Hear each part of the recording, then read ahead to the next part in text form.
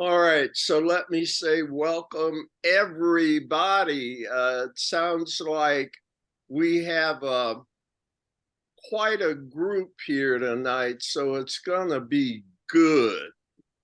So let me say welcome. It is what, Tuesday, August 8th, around 7 p.m. Eastern, and we're all here for some more fun. If it's not fun, it's not spiritual. That's the definition we're coming up with. So any way it goes, we're here for joy, right? We're joy seekers. If you all have the agenda there, why don't we get started with that? I just brought a little music I thought you all might enjoy. So let me share screen and put that on and see where we are after.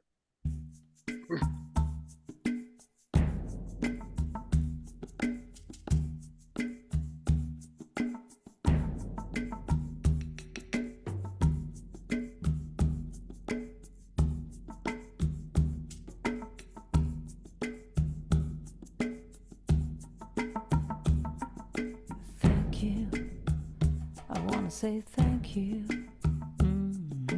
thank you, thank you, 'cause I'm so grateful, oh grateful, I'm so grateful. So I wanna say thank you for this day, Spirit, thank you for this day. Thank you for this day, Spirit, thank you for this day. This healing, this healing, this healing day. This healing, this healing, this healing day. Thank you for this day, Spirit, thank you for this day. Thank you for this day, Spirit, thank you for this day.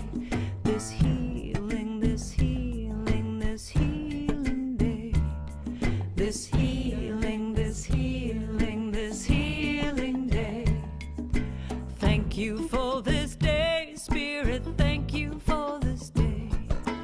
Thank you for this day, Spirit, thank you for this day.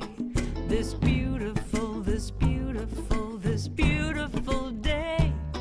This beautiful, this beautiful, this beautiful day. Thank you for my friends, Spirit, thank you for my friends. Thank you for my friends, Spirit, thank you for my friends. My wonderful, my wonderful, my wonderful friends. My wonderful, my wonderful, my wonderful friends. Now thank you for this day, Spirit, thank you for this day. Thank you for this day, Spirit, thank you for this day. This healing, this healing, this healing day. This healing, this healing, this healing day. Thank you for this day, Spirit, thank you for this day. Thank you for this day, Spirit, thank you for this day. This beautiful, this beautiful, this beautiful day. This beautiful, this beautiful, this beautiful day. I wanna say thank you. Thank you. I wanna say thank you. Thank you. Oh, thank you. Thank you. I wanna say thank you. I wanna say thank you. 'Cause I'm so grateful. So grateful. So grateful. So grateful. So grateful. So grateful. I'm so grateful. So grateful. I wanna say thank you. I wanna say thank you. Just thank you. Thank you. I wanna say thank you. I wanna say thank you. Thank you. Thank you. 'Cause I'm so grateful. Yeah. I'm so grateful. I'm so grateful. I'm so grateful. I wanna just say thank you now. Just thank you now. Thank you now. Thank you now. Thank you say thank you, thank you, thank you, thank you.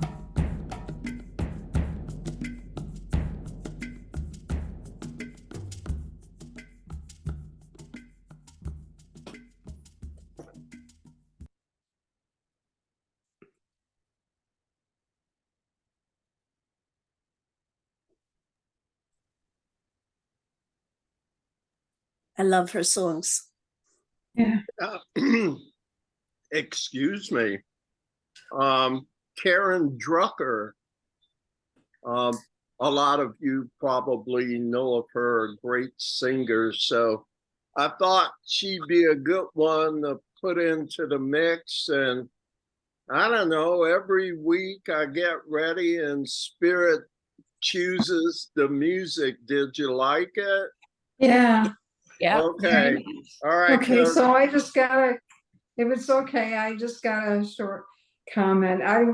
I'll admit, I don't know what was going on this particular day, but I had heard this song like on a Sunday or something at church. And so anyway, I'm on my way home from work, and my work days used to be pretty long. I mean, a minimum of 11 hours was a work day for me. Wow.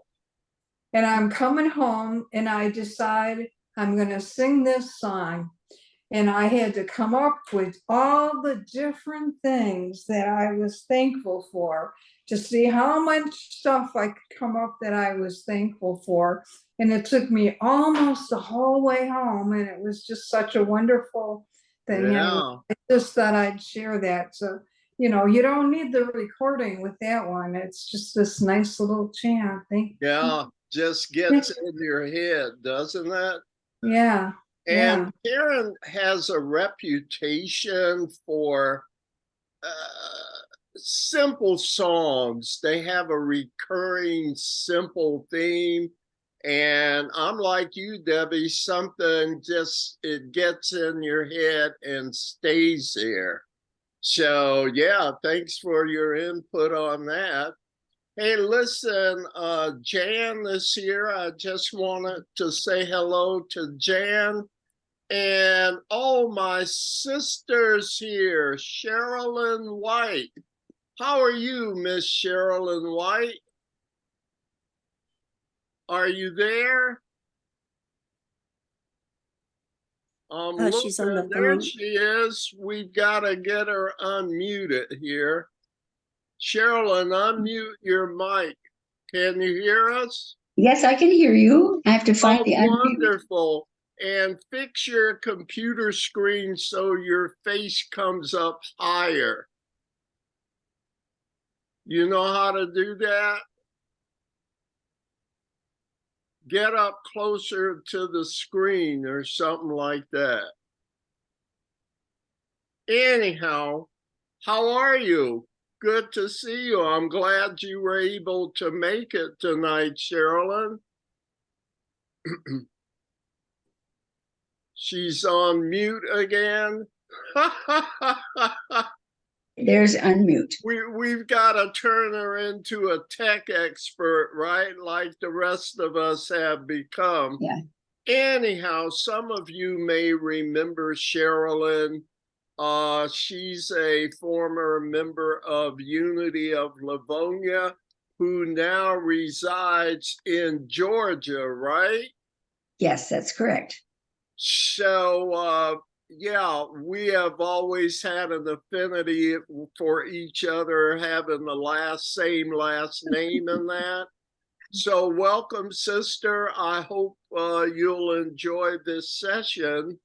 We just played some music and now we're getting ready to start our reading, our study. We're in the 2 supplements to A Course in Miracles, written by Helen Schuckman through the Voice of Jesus. One is called Psychotherapy, and that's where we are now. And after that, there's one called The Song of Prayer. Are you familiar with them already, Sherilyn? Not really. I've heard of the Song of Prayer, but I don't remember having worked with it. Okay, well, you're somewhat like me. I had never, this is the first year that we have decided to study the supplements over the Mhm. summer.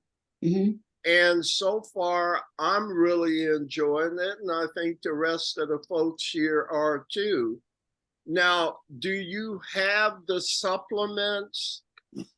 If you have like the third edition of A Course in Miracles, the FIP, they're included. No, Jim, my book is so old and tattered. All right. Well, what we'll do is I'll have you just listen tonight Okay. and join in the discussion if you'd like. And we'll send you, I have like a copy of it that I can send you for next time, okay? Okay. Okay. All right.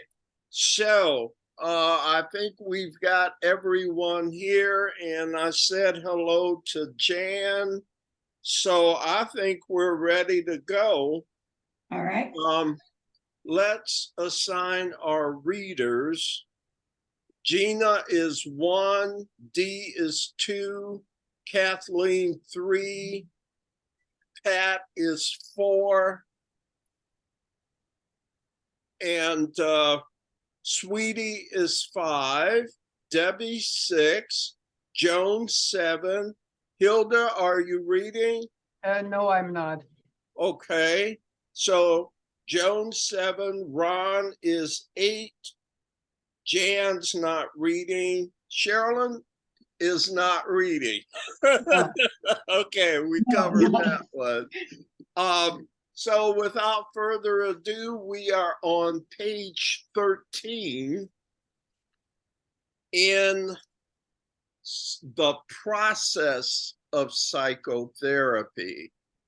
And Sherilyn, just to give you a heads up, you know enough about A Course in Miracles to know that it's not the usual approach to anything.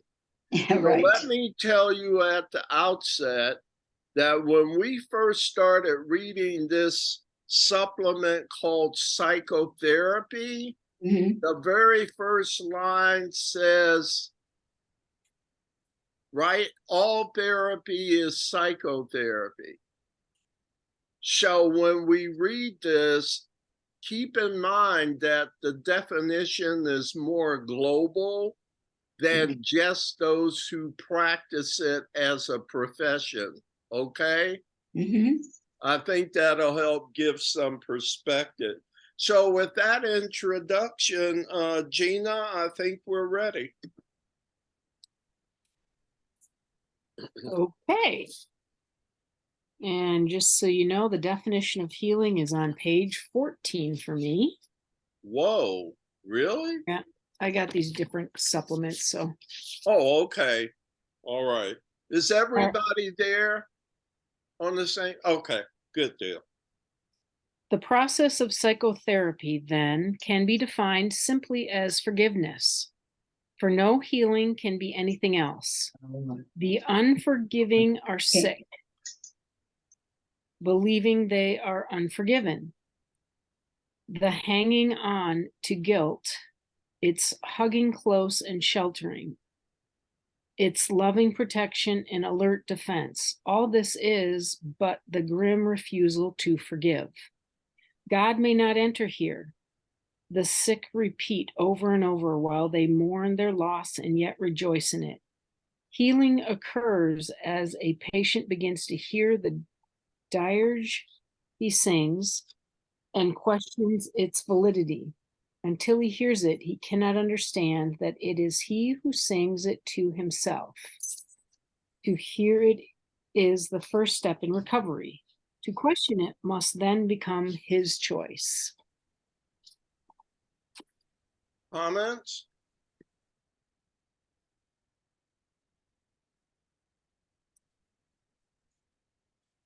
All right, how about I get the thing going here and ask a question? It says, God may not enter here, the sick repeat over and over while they mourn their loss and yet rejoice in it. That seems confusing, doesn't it? Yeah. And yet, Helen said this is what Jesus told her to write here, right? Mm-hmm. So if Jesus told her to write it, we need to give it some validity. I mean, this is Jesus after all. What is he saying that God may not enter here, the sick repeat over and over? Because we're not willing to forgive, that means we don't want God in our world, in our life, in our consciousness. So don't enter here because I'm not going to forgive anybody, including myself. Yeah, thanks, Pat. Why? Why this extreme refusal to forgive?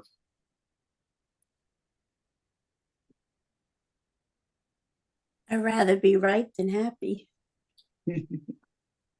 Mhm. Who in their right mind would The rather? ego is kicks in.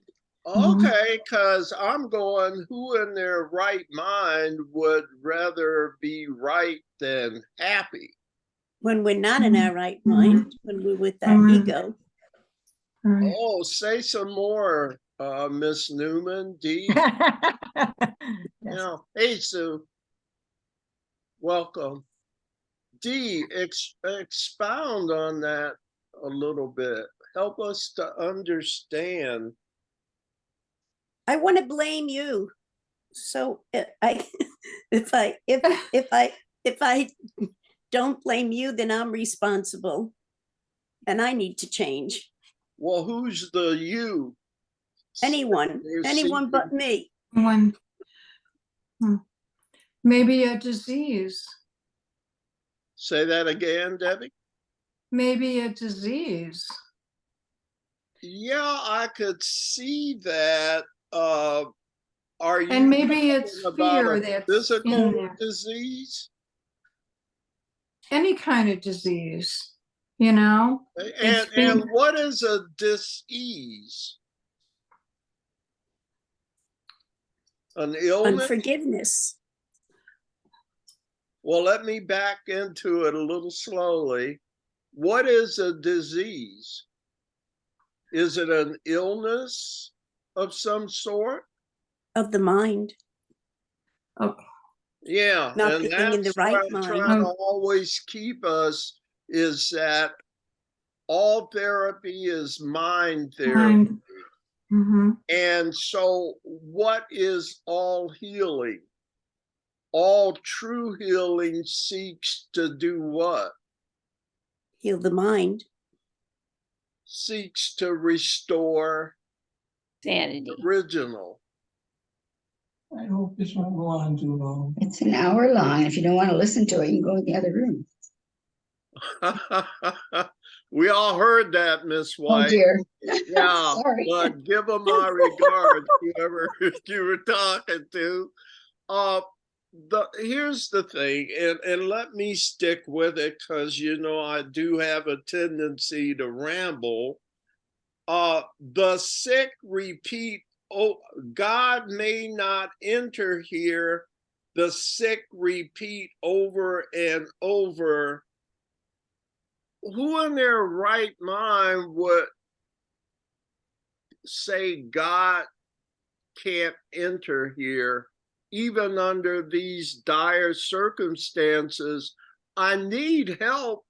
At sometimes I desperately need help, but rather than really seek help, what I do is try and fix the problem, right? Mm-hmm. What I think is the problem. But you can't fix a problem that doesn't exist. Right. So we're now back into stories that we make up, and so we can continue to deny the truth. But God himself can't enter here. Oh dear. Who would be like that? Do you know of anyone? Starts with a E? The Yes. ego? Yeah. And the ego, by definition, is insane. Mhm. So if I listen to its counsel, wouldn't the counsel be insane? Mhm. Yep. Mhm. Do you see we're back to something the Course would call forgiveness? Yep. Forgiveness is letting go of the ego so I can restore my sanity. Comment. Who thinks I'm dead wrong about that? And I recognize it very well. You know, and so the sick would rather journey and journey and journey to find a cure for the illness. But it's ultimately meaningless because the only illness is that you think you're ill. Right. And And that we're therefore doing- deny God's perfection. And it is said that you were created perfect eternally. You'd think that'd be a good thing, but not to my ego. You with me? Yeah. Mhm. So if I continue to follow the ego, what would in my right mind be a good thing is so covered up in the illusion of need, in the illusion of vulnerability, in the illusion that we are something other than as we were created. Do The you ability to forgive is covered up. We don't think forgiveness is going to solve our problems. Yes, yes, because it seems impossible according to the world. That you remember in the Bible, there's a famous line where Jesus said to the mountain, "Be ye removed," and it was moved. Sure. And we say, yeah, Jesus could do that, but boy, oh boy, nah, that's just kind of in Churchville, Fantasyland. And yet, do you think it's possible? We have to listen to. Can't help it. Listen to it. Well, if you go in the other room, you can. If you go in the other room, you can. Hey, Sherilyn, Yes. we are listening because we're on speaker view. I know. So if you have some things you don't want shown, just put it on you know how to stop video. Yeah, I can mute it. Sure. And stuff like that. Anyhow, I just say that so you can get used to the technologies that Yes. we're working under here. Thank you. But going back, we're still on the first paragraph, Yeah. right? I'm with you. Yeah, and not just you now, Sherilyn, but back to the group. How are we doing on this first paragraph? Because that struck me as outlandish, that sentence 4, God may not enter here, the sick repeat over and over while they mourn their loss. And then the last part, I just need to ask you about it. It says, and rejoice in it. Well, it's you get yourself stuck in a quagmire and you're comfortable with the uncomfortable. And that's Why? because you, whether it's fear or because you don't know any difference or because you're at that point you're not ready to move. But if you look at the next sentence where it starts, healing occurs as the patient begins to hear their dirge, he sings, and questions its validity. So that the person has not opened up enough to even know, either they don't know they can question it, or they just at this point aren't in balance with themselves enough to say, oh, wait a minute, I don't want to hear that anymore. Or what if they're under the spell of an insane counselor? Well, that's all in the same thing. I mean, if they didn't hear the ego, then they wouldn't have the issue. My point exactly. Yes, we're in agreement. The rest of you, all I'm saying is all of the problems are stemming from the counsel, from the thought system. You know, we always talk about the ego like it's another person or an adversary or a devil. No, it's a thought system that opposes the thought system of God. It's the rebellious one, the one that thought it could break away and make separate heavens. You know, that logic, that thought system that says we could have our own separate heavens, that's the one that would rather keep the illness than forgive. Right? And that's also the one in the next sentence where it says, he cannot understand that it is he who sings it to himself. So that I'm doing this to myself. Yes. And so that's the last thing I want to do is take responsibility for it. Correct. Correct. We doing okay?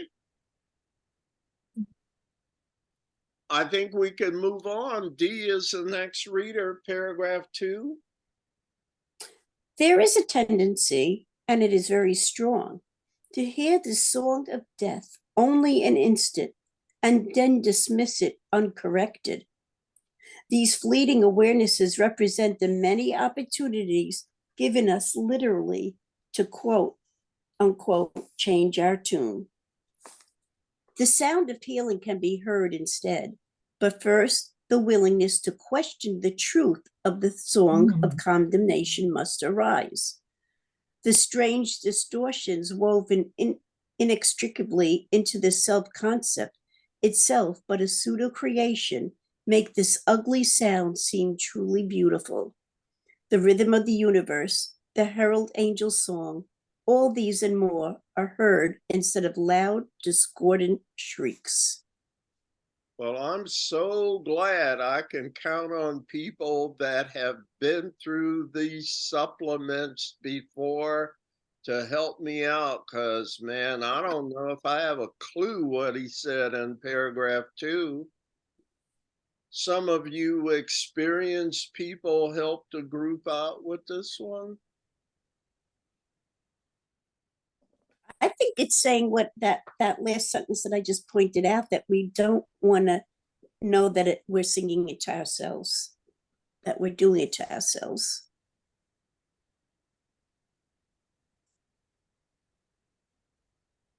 Yeah.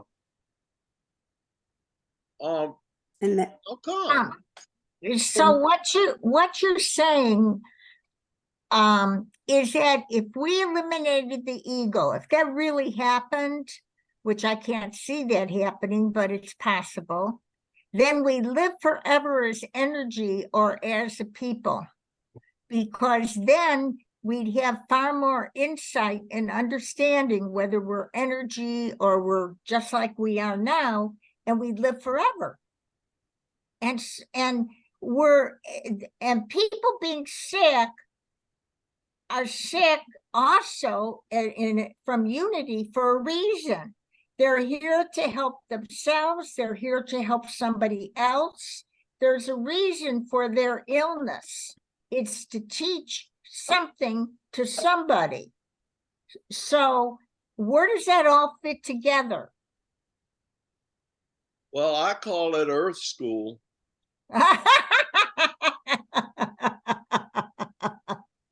Okay. Lesson 193 says what?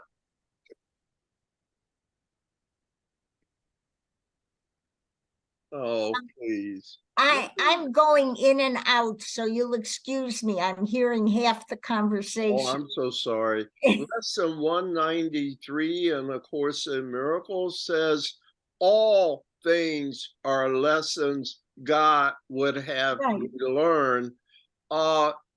He didn't say most things, He said all but things. if all things are lessons, where the hell must you be? In school. And it also says it would have me learn. So they're my lessons that I need to learn. And so, Sue, your question is profound. How does this all work together?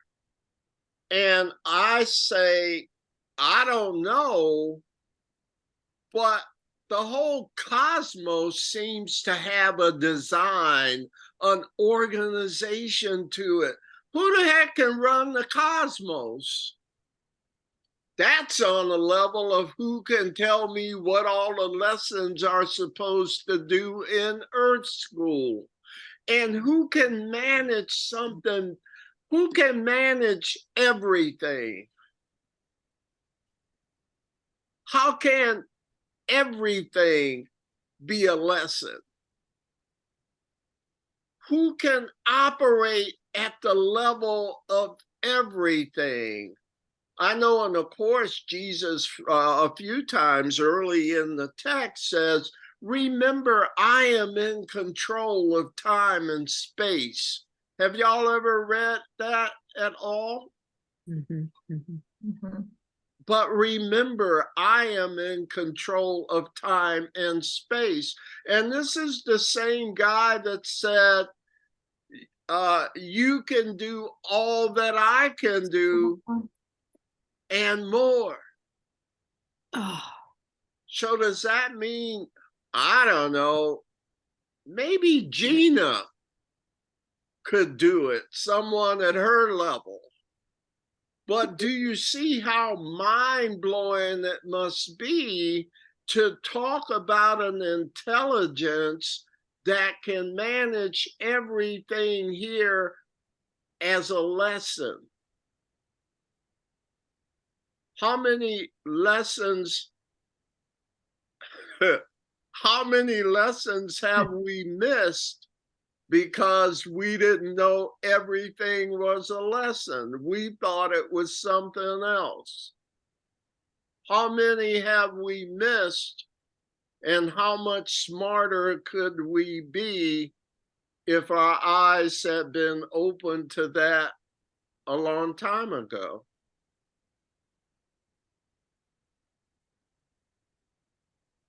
Okay. Yes. So maybe, and I'm kind of paraphrasing, okay.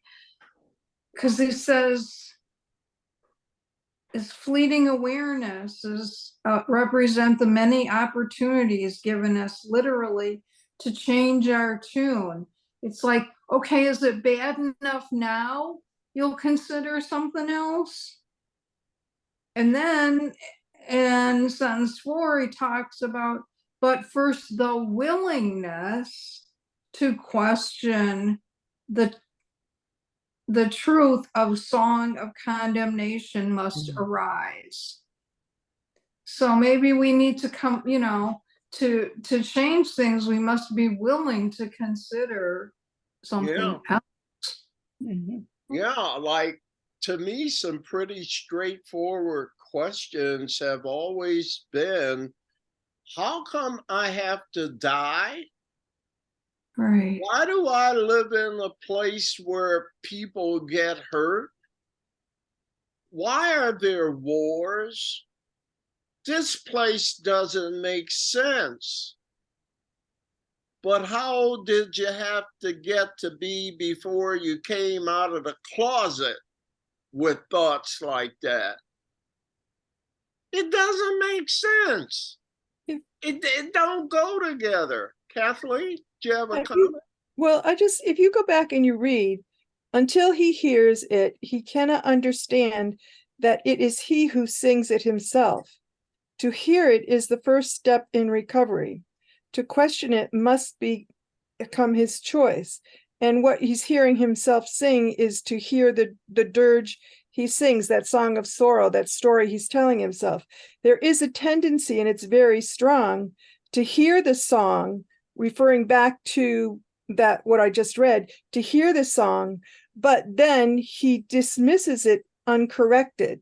It's like you get these instances where you hear the truth, but for some reason it gets twisted and you kind of forget it. So these fleeting awarenesses represent many opportunities given us literally to change our tune.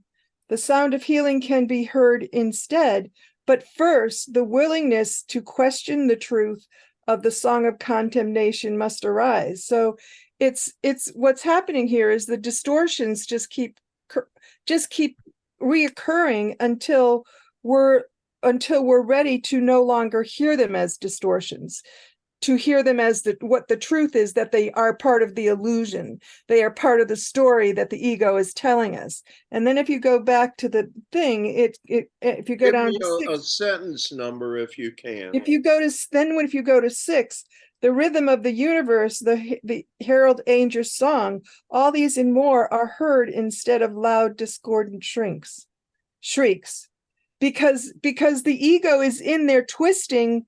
When you hear the condemnation, the ego immediately goes in there and twists it and makes it into something beautiful, so that it twists the story so you don't get what you're actually hearing. It's like it's very convoluted, but it's what it's saying is, when you hear what spirit is telling you in that moment, it makes sense, but ego rushes in and flips it, so that what you're hearing no longer is what spirit is saying, but what ego is saying. Oh no. Now, and maybe it picks up a segment of truth in it, Yeah. but it's contorted. Yeah, as soon as you hear the truth, ego steps in and flips it. And I think that's what this paragraph is saying and warning us about, is the truth is there if we open to hear it, but ego is so unique that it can get in there and twist even what is true into being distorted. Wow. Thank you. You guys helped me out on that paragraph. Anything else? So who's next? We're up to Kathleen Yep. for paragraph 3. Yep. The ear translates, it does not hear. The eyes reproduce, it does not see. Their task is to make agreeable whatever is called on, however disagreeable it may be. They answer the decisions of the mind, reproducing its desires and translating them into acceptable and pleasant forms. Sometimes the thought behind the thought makes them acceptable and pleasant forms. Sometimes the thought behind the form breaks through, but only briefly, and the mind grows fearful and begins to doubt its sanity. Yet it will not permit its slaves to change the forms they look upon, the sounds they hear. These are its remedies, its safeguards from insanity. Wow. Thank you, Kathleen. That sounded, again, all I can say is somebody help me. Okay, I started out good when we started, but now, I mean, I could be reading this over and over, but hey, the easy way is to have some of you experts help us out, right? I'm calling for support on paragraph 3. The ear translates, it does not hear. The eye reproduces, it does not see. What's he saying? I think he's saying perception makes projection. And so what does that mean? That perception makes projection? And then can you hook it up again to paragraph 3? Perception makes projection. What does that mean, Dee?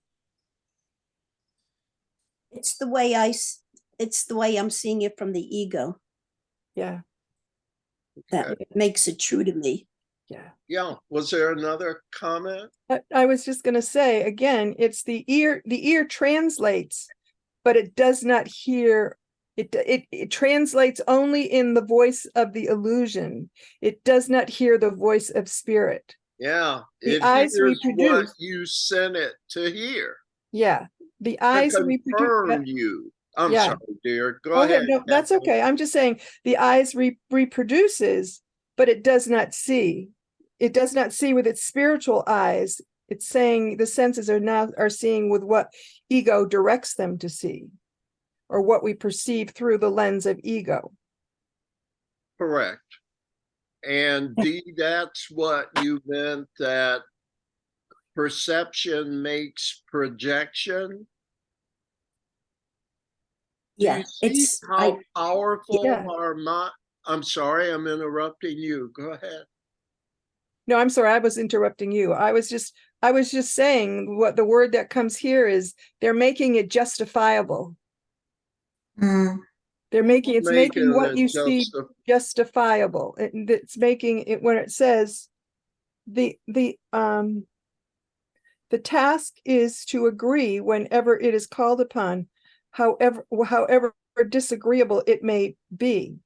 So that your eyes and your ears, when they're coming from the ego, their purpose is to make justifiable what you're seeing is true, is the real thing, is part, it's just part of reinforcing the illusion that you're living in. Yeah, I see it. But Mm. it would be helpful to me if we could maybe line these things up a little more specifically. Like the way I'm seeing it is, you see what you want to see, but why do you want to see it? That's the next. Whose counsel are you listening to that influences you to see it a certain way?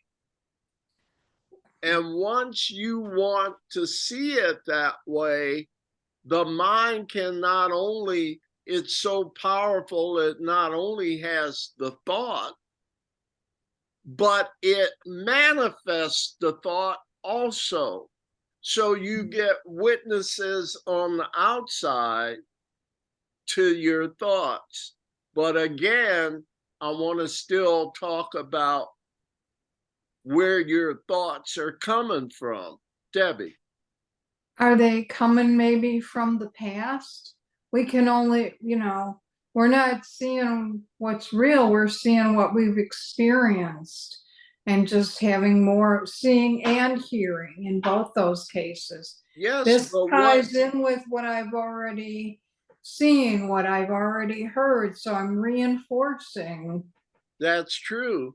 But what you've seen and thought in the past was the effect of your thoughts too.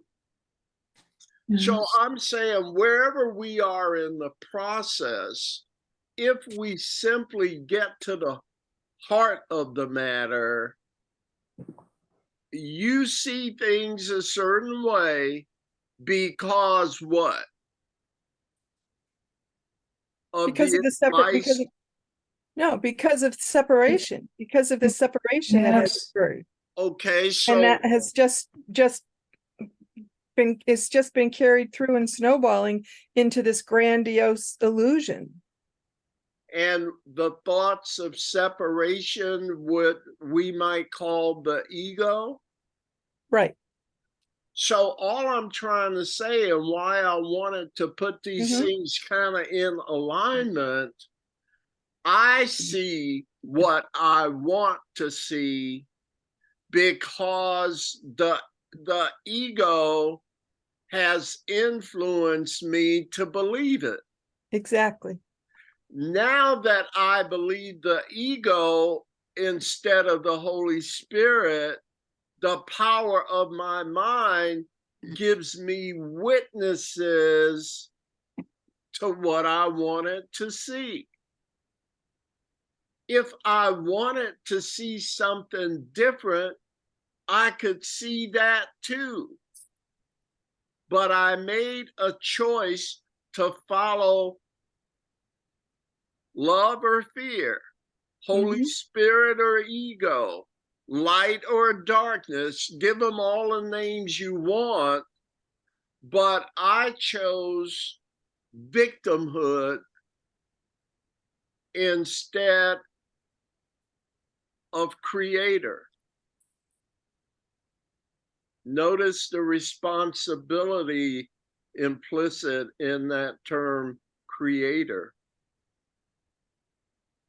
I am not the victim of the world I see, but as long as I believe I am, I will see witnesses. So we're back to D, that perception, you project what you want to see and you'll start to see it all around you. Mhm. Debbie, do you have any comments? You're muted, but I see you shaking your head.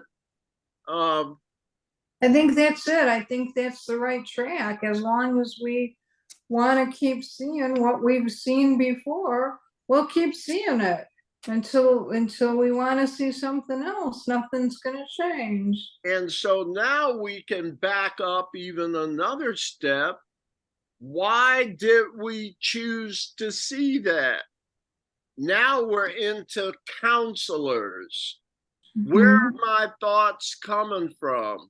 Which ones do I choose to entertain? Mhm. Thoughts of creator, thoughts of victimhood. The power of my mind is such that whatever I want, remember, I have in quantum physics, quantum physics, the unified field, the quantum field, the field of endless possibilities. So I'm showing you a spiritual principle through science is that to have everything is to have a field of endless possibilities. But now here's the issue. You got everything. What do you want?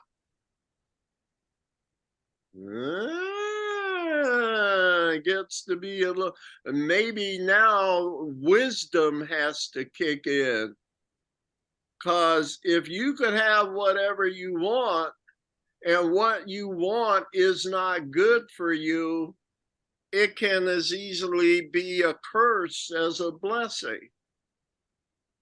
So having everything does not come without responsibility, does it?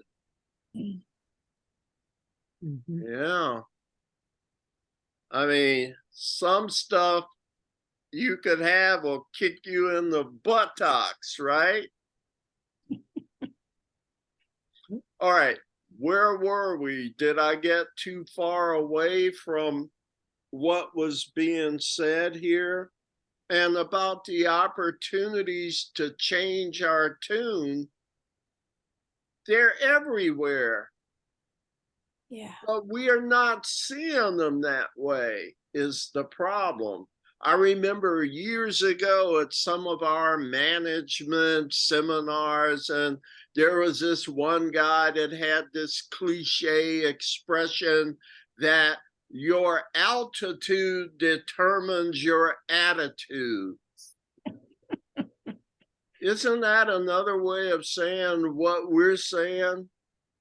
You see what you want to see depending on what you choose to believe about yourself, about others. Because if you put the power of this mind on it, it enlivens it.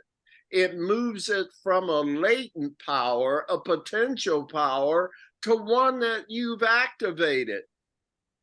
And if you see need and victimhood and anxiety, and if you're taking the ego's counsel, you have to be careful when you're as powerful a being as we are. Whatever I think about happens. Comment.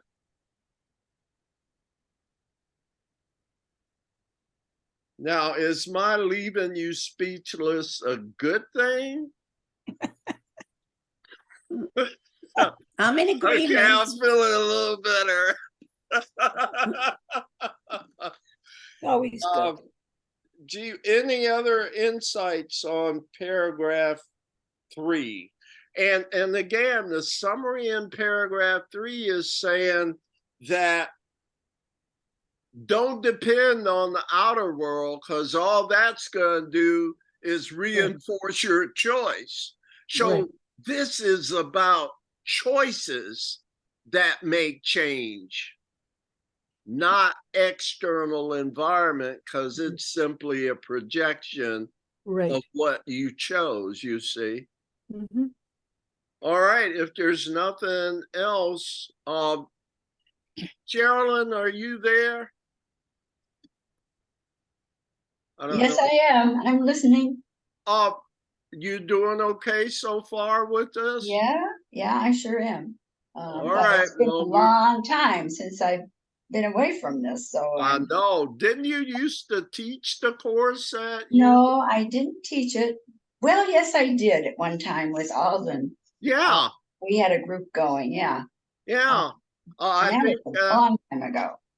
yeah, it goes back a ways. Anyhow, just wanted to check and make sure you're still with us, okay? I'm with you. All right. Our next reader here, I believe, is Pat, right? Kathleen, you just read, right? Yes. So Pat is next, please. Okay. These testimonies which the senses bring have but one purpose: to justify attack and thus keep unforgiveness unrecognized for what it is. Seeing undisguised, it is intolerable. Without protection, it could not endure. Here is all sickness cherished, but without the recognition that this is so. For when an unforgiveness is not recognized, the form it takes seems to be something else. And now it is the something else that seems to terrify. But it is not the something else that can be healed.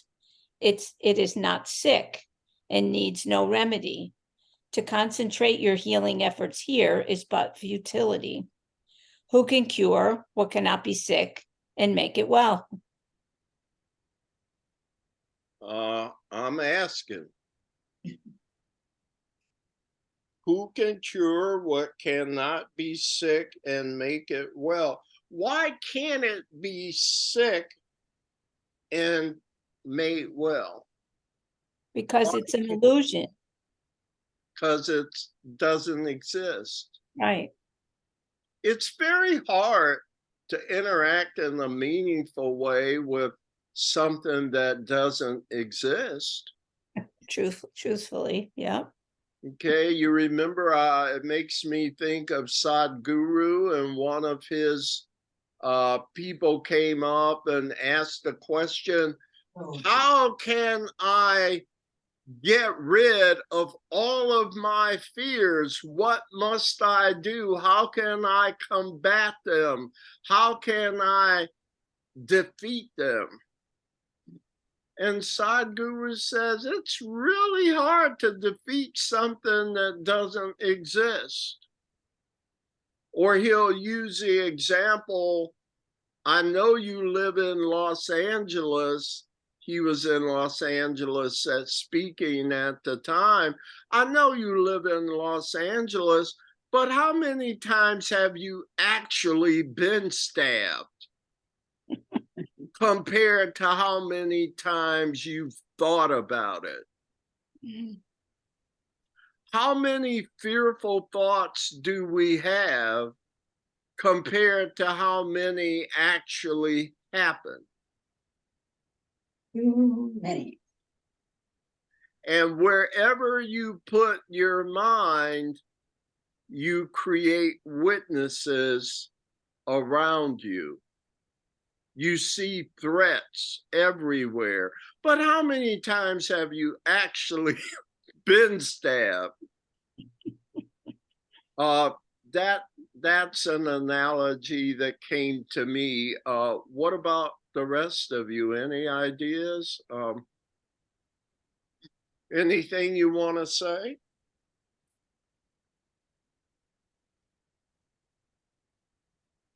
All right, Gina, I know you've been gone, so We're back to me, or you just on want my you. input? Yes, I just want your input. Yeah, it all comes back to being able to, in the moment, recognize what's not real. And is it easy? No, definitely not. That's why I come here every week, to help remind me, because yeah, I can forget in an instant. Yeah. And remember in an instant and then forget again. Yeah. It's like the switch is on. Oh, feels good. But then it turns off and it's intermittent and it's hard to keep the light of truth on, right? Yep. And so we come to practice and reinforce so that it stays longer and longer. And some of you are holding it in a sustained way, wouldn't you say? Do I have any witnesses here that don't get their peace disrupted as easily as it used to be? Definitely. Pat? Somehow I'm not Yeah. surprised. He's always a smiley face. Pretty much. And can you tell us the secret to your success, my dear? Or would you like to share? I just keep doing this stuff, and practice makes better. What stuff? ACIM, other spiritual lessons. Yeah. Just keep practicing. Yeah. So do you see that again? What would you Sherilyn, we use something that really helps. Level 1, when you hear us say level 1 is in reality or heaven, and level 2 is here in the dream world. Okay.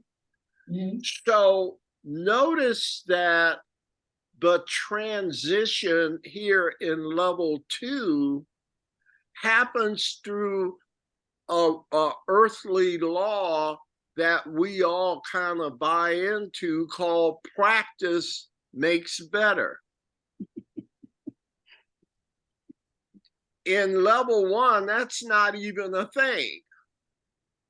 In truth, there's nothing to practice, right? Right.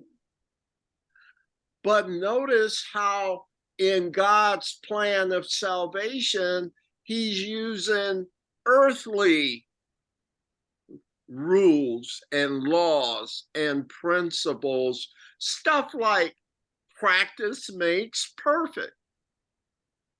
Isn't that loving to meet us where we are and to use the things we believe in to eventually teach us not to believe in them?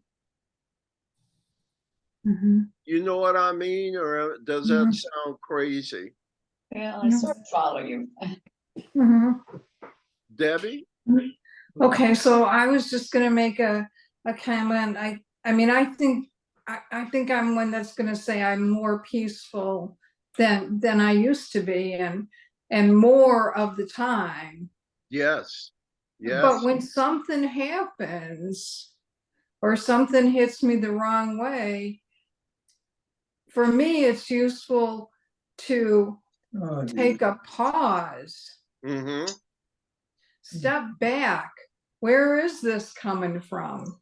Mm-hmm. Like you were saying, you know, it's just, that's why I wanted to get that in there. When something happens, just, you know, take a second. It only takes a Yeah. second to think about it again And that before old we advice, react. count to 10 or anything to Yeah. pinch yourself or whatever, just to give you that extra minute or extra moment to not do the compulsive response that you've been doing for so long, that we've been doing for so long, but instead to take just a moment to remember I have another option now in terms of how to respond. And just the willingness to not do the compulsive behavior, but to consciously decide what your response will be, works miracles in my life. And so what I find is I'm able to sustain periods of joy for much longer times. And I'm also able to, something that used to would disrupt me or make me anxious or fearful, they don't make me as anxious or as fearful. And I'm talking too much, but you know, in the Course in Miracles, Jesus says attack in any form is never justified. And I am really trying to live up to that. No matter what happens, attack is not a valid response. And you think it would drive me crazy, but no, if I take that off the table, it's amazing how many other responses there are other than attacking someone. Comments?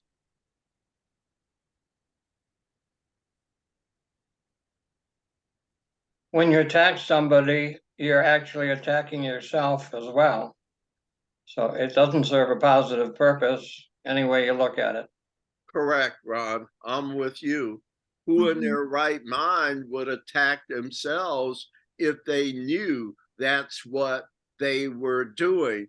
So, hey, I got enough problems coming up with a loving response. Don't add to that the stupidity of attacking myself. So there's a lot of justification for coming up with loving responses, not the least of which is the amazing experience you start to have when you find out that loving responses actually work better. They're better for you, better for them, better for everyone concerned in the situation. And attacking things never really made me happy anyway. Maybe momentarily, but then I'd start feeling guilty and, oh, maybe I shouldn't have said that or done, right? So this practice of loving responses and attack in any form is never justified, has helped me toward a more peaceful, joyous life so far. I was gonna say, practice makes perfect. It's a matter of what you are practicing. That's number one.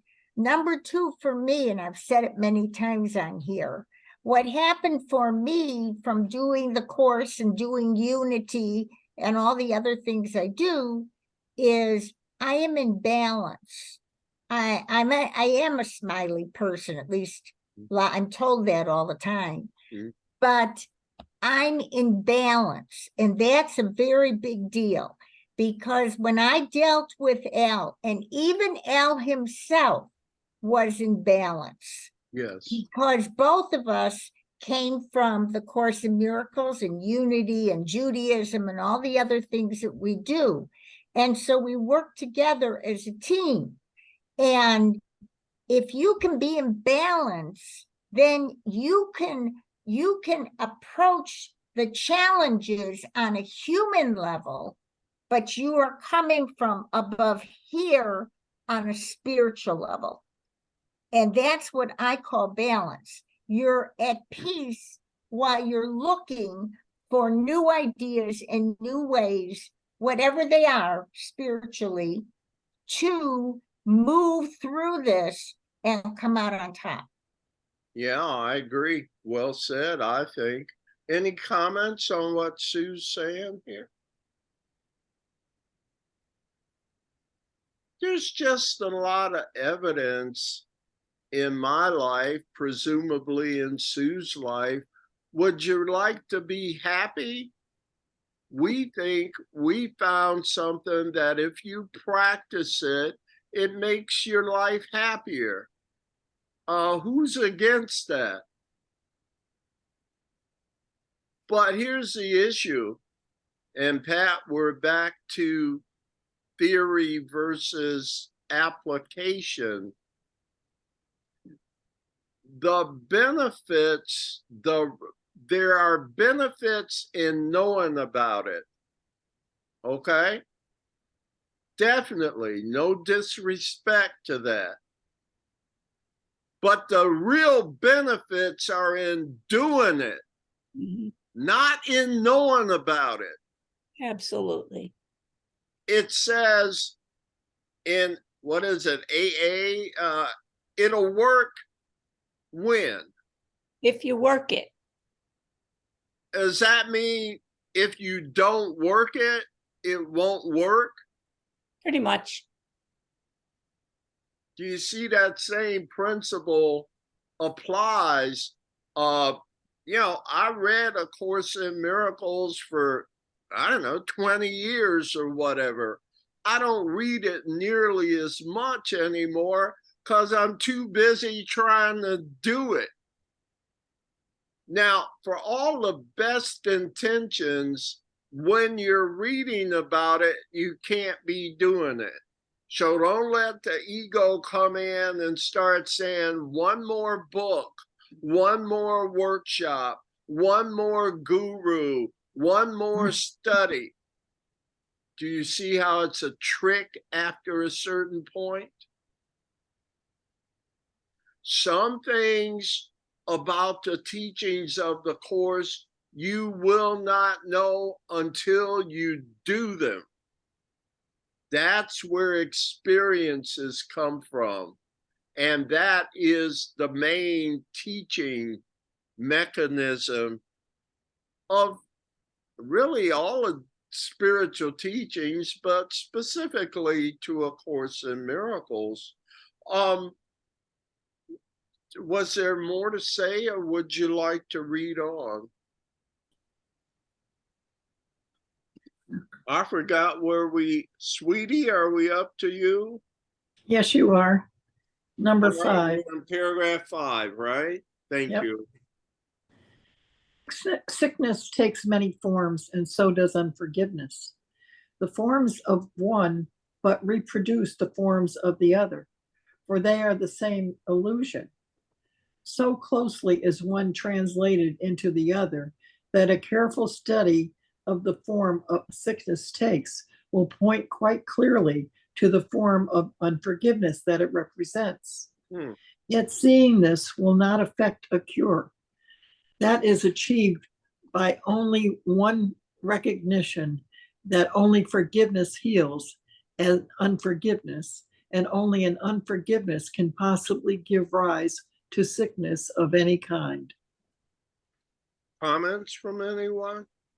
There you have it. Have what? Secret. Have what? There The you miracle. go. That's it, right? That's it. Yeah. What's it? That Just in paragraph. case we missed it. That paragraph is so perfect. You got to forgive or you're going to get sick. The only way you can not get sick is to be forgiving. I'm with you, my friend. Pretty simple. Yeah, it is when you're willing to go this far as we've gone. But so many brothers and sisters still think healing is about going to the doctor. Right. Now, there's nothing wrong with going to the doctor. It's a valuable piece of magic while I'm still working through a process, right? Mm. But I'm looking forward to the day when I can exercise my full power and heal, particularly now that I know how to do it. How do you heal according to psychotherapy? By forgiving. Yeah. Y'all see it, everybody? Do you see how far away that is from all the remedies the world is working on? Now, again, Yeah, I'm that not last speaking- sentence really yeah. sums it up. I agree with Pat. Yes, I said, I agree with Pat. That last sentence really sums it up. Only forgiveness heals an unforgiveness, and only an unforgiveness can possibly give rise to sickness of any kind. and that's the universal truth. Mm. It works for everything, right? But what a turnaround to try and practice that instead of what we've all been indoctrinated with for millennia, right? So it's a big change, and it takes a lot of willingness and a lot of courage to make a change like that. Shall we continue, or is there more? All right, who's the next person? Okay, that's me. Okay. Excellent. Paragraph 6. This realization is the final goal of psychotherapy. How is it reached? The therapist sees in the patient all that he has not forgiven in himself and is thus given another chance to look at it, open it to reevaluation, and forgive it. When this occurs, he says his sins are gone into a past that is no longer here. Until he does this, he must think of evil as besetting him here and now. The patient is his screen for the projections of his sins, enabling him to let them go. Let him retain one spot of sin in what he looks upon, and his release is partial and will not be sure. Thank you, Deb. Boy, comments from anybody? Well, that sounds to me like the psychotherapist just seeing their sins, you know, the patient's getting better, but then the psychotherapist is seeing their sins, and they have the chance to get better at the same time. Or they are getting better at the same time, I guess is what I should say. And somebody's gone. Wait, anyway, yeah. Was there more? from No, you? that's it. That's it. That's what I see. I got It's- tripped up, like starting at sentence maybe 4. It says, when this occurs, he sees his sins as gone into a past. Who is he? Is it the patient or the therapist? I'm thinking it's the therapist. Mhm. Everybody see that as the therapist. I do. So let's go to 3. The therapist sees in the patient all that. Who's he? The therapist.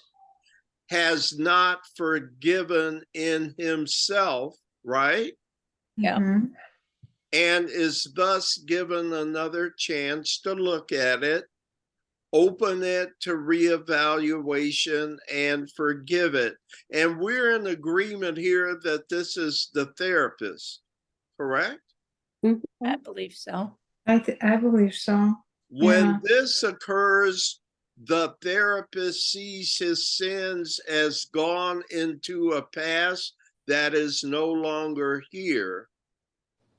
Until the therapist does this, he must think of evil as besetting the therapist here and now, right? Mhm. Mhm. The patient is His the screen. therapist screen Yeah, Uh-huh. the mirror. for the Mhm. projection of the therapist, Sins. Yep. Yeah. enabling the therapist to let them go. Yep. Mhm. Let him, who's The him, the therapist, Therapist. The therapist. retain one spot of sin in what the therapist looks upon, and the therapist's release is partial and will not be sure. So let the therapist retain one spot of what sin? Mistake. Mistake in what the therapist looks upon, and the therapist release is partial and will not be sure. That's helpful to me, because now I'm wondering, okay, when's he going to talk about the patient? Is Yeah. that coming up in 7? Probably. A little bit, yeah, first sentence. We hope so. Yeah. Okay, or else it's gonna blow my whole logic that we diligently worked to clarify. So we're up to Joni, right? Right. Paragraph 7. Paragraph 7. No one is healed alone. This is the joyous song salvation sings to all who hear its voice. This statement cannot be too often remembered by all who see themselves as therapists. Their patients can but be seen as the bringers of forgiveness, for it is they who come to demonstrate their sinlessness to eyes that still believe that sin is there to look upon. Yet will the proof of sinlessness seen in the patient and accepted in the therapist offer the mind of both a covenant in which they meet and join and are as one. Hold up. It seems like the therapist and the patient are both patients. It does, doesn't it? Yeah, it does. More Are we in agreement with a comment like that? Yeah, It's, the first sentence says no one is healed alone. you know, so who's the therapist then? It's like, huh? Both. If there I were two thought they people, were both patients. well, they are, but they're both therapists too, given to What receive is is the this same. double talk you're doing here, Pat? Yeah, It I think, reminds me of Jesus Christ. I and my Father are one. I am in him and he is in me and we are in you. And what? well, don't give me that much credit.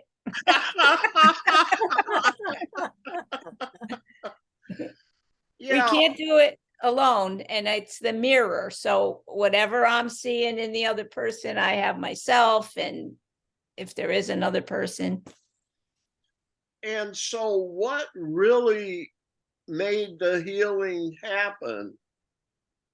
If we know all healing is forgiveness. so it's the recognition Yeah. in our brother that I have the same thing. We're no different. And also your brother's recognition. It's a two-way street. Yeah. Of Arm in arm. a willingness to work with you. Joe, what did you say? I couldn't quite hear what you said. I just said it's a two-way street, you know, Yeah. we And- are our brother and our brother is us. And so both parties need to have some level of We're giving it. willingness to see, to let go and see clearly, as clearly as they can, to be open, to be more objective for receiving help. Remember in the earlier pages, it said something like, the patient comes in and wants the therapist to fix things, but don't touch the patient's self-image. Okay, that's not the problem. It's not me. I'm innocent. Everybody's picking on me in that, where we know that the problem lies in your self-concept of innocence and not taking responsibility, but rather projecting that instead of accepting it as your own, you see. So we need willingness from the therapist and the patient. Yes. And where two or more are joined, that means a unified goal. We're in agreement. Now something can happen.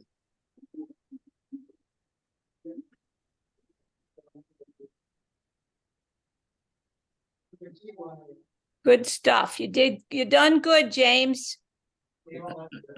Thank you, Patricia. Namaste, as usual. We've got a few more minutes here. We finished a section. Any final thoughts? We have, like tonight, we started on page 13. The door, so the TV doesn't. And psychotherapy goes to page 24. So now we're on page 15. So we've got about 9 more pages before we get to the Song of Prayer. And so I'm okay with just going at whatever pace and getting this done whenever we finish. I think we're doing a good job on it. I do Oh. too. Mm-hmm. Me too. It's perfect. Yeah, it works for me. Why do you think this was included why do you think this was even given to Helen? I forget the years she started receiving this, but it was like before the course was finished. Like maybe the course was a draft and she started receiving these supplements. Why do you think it was put in the vernacular of psychotherapy for us? Like, to me, the psychotherapist, the therapist would be akin to a teacher of God in the main part of the course. You know, like in the manual for teachers and teachers of God.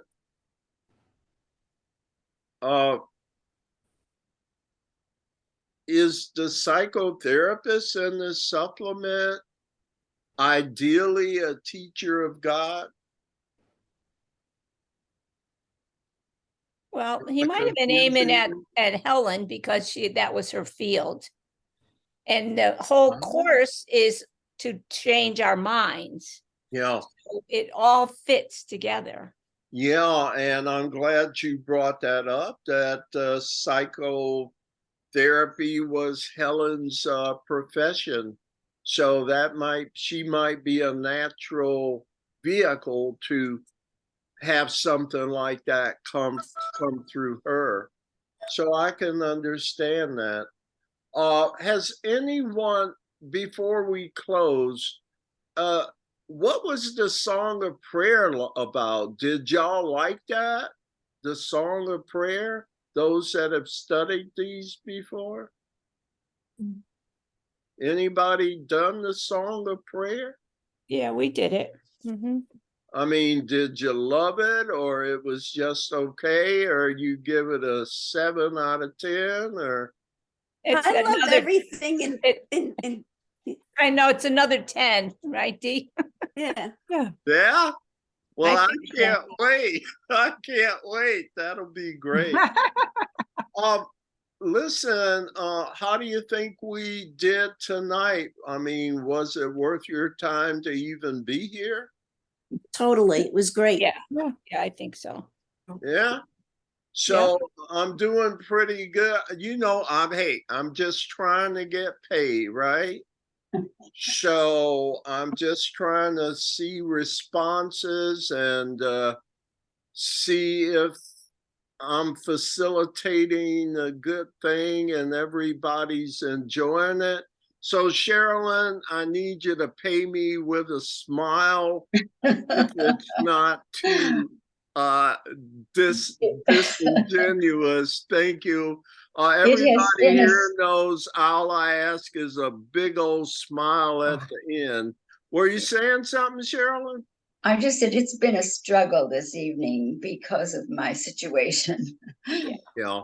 So, but I've enjoyed it. I'm trying to follow as best I can. I don't know about the Song of Prayer. I need to know where to get me it. either. I've never done that one. So, you know, again, this is exciting for me. I've never done these supplements. Oh, I didn't know that.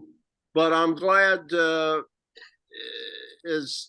whatever it was to get you here, I'm glad you're here, and you know you're in the right place at the right time. Okay. Yes, thank you. I wish my partner thought that. Oh, good. Yeah, give him my regards. Okay. I wish he thought that I was in the right place at the right time. He's I don't know what he thinks. I have to talk to him. He's panicky almost. He thinks it's some kind of, I don't know.